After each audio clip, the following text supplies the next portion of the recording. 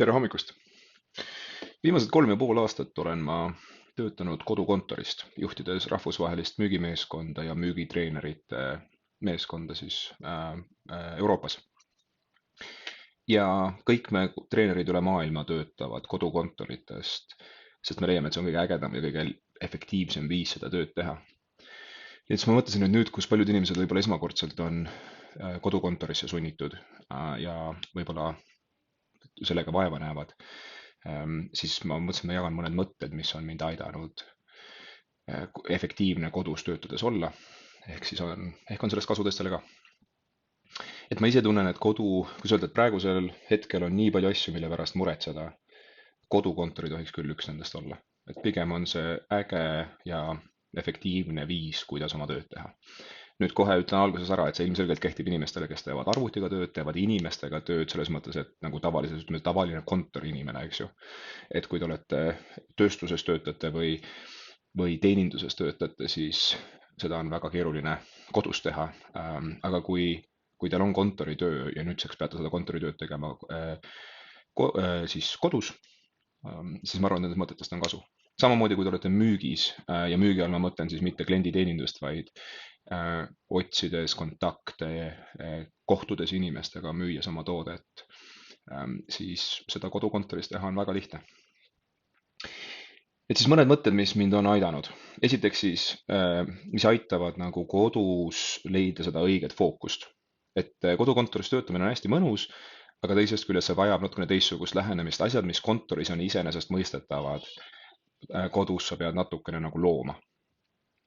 Esimene mõte, mis väga aitab, kui te proovite kodukontoriga harjuda, on see, et tehke endale üks mingi kindel koht, kus te tööd teete. Praegult siin on ma olen teinud päris oma kodukontori, oma tuba, kus ma saan ukse kinni panna. Aga kui ma alustasin sellega, Ameerikast tagasi kolisin ja hakkasin seda tööd tegema, siis meil oli 2 magamistoaga nagu lastetuba ja enda tuba ja elutuba. Korter, kuhu siis nagu kontoriruumi panna, oli väga keeruline. Nii et mu esimene kontor, ma lisan siia pildi ka, oli mu magamistoa kummutipealne koht vaatega nii-öelda siis aknast välja. Tegin voodi ära ja panin ukse kinni, magamistoa ukse kinni ja ja siis see nurgakene muutus seal mu kontoriks. Ja ma töötasin niimoodi vist aasta. Siis kolisin lastetoast, tollel hetkel mu tütar oli 3 ja kuigi tal oma tuba oli, siis ta seda oma tuba kasutas nii öösel kui päeval päris vähe. Ja siis tema toas oli ka garderoob ja siis ma kolisin oma kontori garderoobi. Ma vabandan selle mütsi pärast, ma tõesti ei arvanud, et need pildid kunagi kasulikud kellelegi on. Ja nii et ühesõnaga see mõttekäik ei ole mitte see, et sul on vaja eraldi tuba, kus sul on kontor, vaid sul on vaja ühte kindlat nurka, kus sa teed tööd. Elutoa diivan, kus sa lõsutad ja telekat vaatad, ei ole tavaliselt kõige efektiivsem koht, lihtsalt sellepärast, et su mõistus on kuidas öelda, inimene on harjumuste siis ohver, eks ju. Ja kui su mõistus on harjunud seal kodudiivanil telekat vaatama, siis nüüd öelda talle, et tee siin nüüd tööd, on päris keeruline nagu. Et leiad üks sihuke nurk, kus sa siis kogu aeg tööd teed. Teine mõte, millega inimesed tihtipeale rabelevad, on see, et sul on vaja mingit väga selget algust ja lõppu. Kodukontori miinus on see, et kohati tundub, et on täiesti võimatu, kui sa ei saa alustada ja sa ei saa lõpetada. Osad inimesed hommikul lihtsalt ei saa käima, sest nad ei ole kontoris ja teised inimesed ei suuda lõpetada, nad töötavad ka kell 10 õhtul.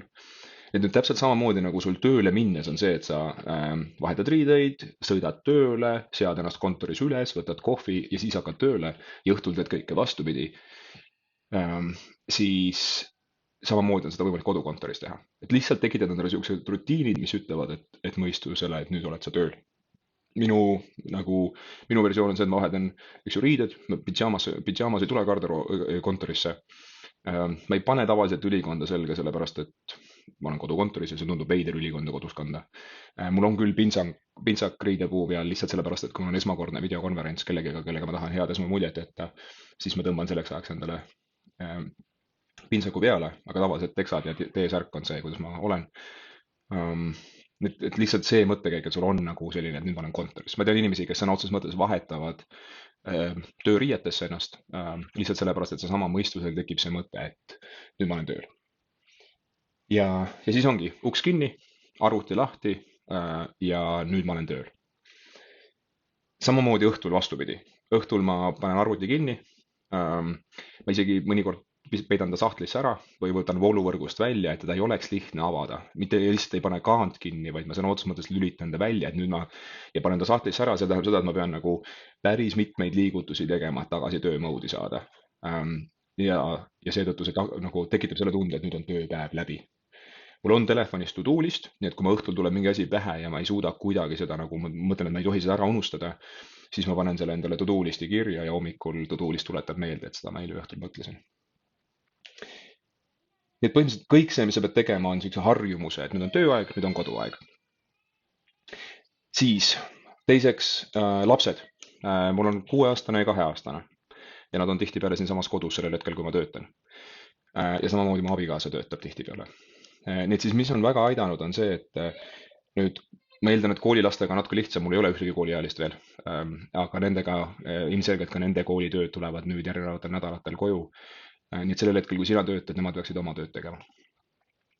Väikeste lastega minu jaoks on töötanud väga hästi see, et ma prioritiseerin kõige tähtsamad tegevused ehk siis koosolekud, nagu siis konverentsikõned, minu jaoks treeningkõned ja siuksed tegevused, mis vajavad tõsist mõttetööd. Ma grupeerin kokku ja ma teen need ja siis sellel hetkel me teeme nagu abikaasaga vahetust, et sellel hetkel tema on lastega ja mina saan keskenduda. Ja siis, kui minul on nagu emailide töö, sihuke mitte nii süvenemistöö, siis ma väga tihti teen kontori ukse lahti ja lapsed on siis minu juures, lisan siia mõned pildid jällegi. See ei ole ainult praegusest situatsioonist tingitud, ma ise usun väga sellesse, et väga palju efektiivsust tuleb juurde sellest, kui sa hommikul alustad 2, 3, 4 tundi, teed seda kõige tähtsamat asja, mis su ettevõtet aitab. Ja alles siis teed mailbox'i lahti ja tegeled kõige muuga. Kui abikaasat ei ole ja oled üksi, siis nagu mina olen pannud, et tihti selleks hetkeks, kui mul on vaja süveneda, ma luban neil tund aega või 2 tundi multikaid vaadata. Et ma arvan, et see ei ole maailma lõpp, niikaua kui see ei ole kõik, mis nad teevad. Et siis jällegi sellel ajal, kui ma emaili loen, ma kutsun nad enda juurde, kas joonistama, legosid kokku panema või mingid muud puslad tegema.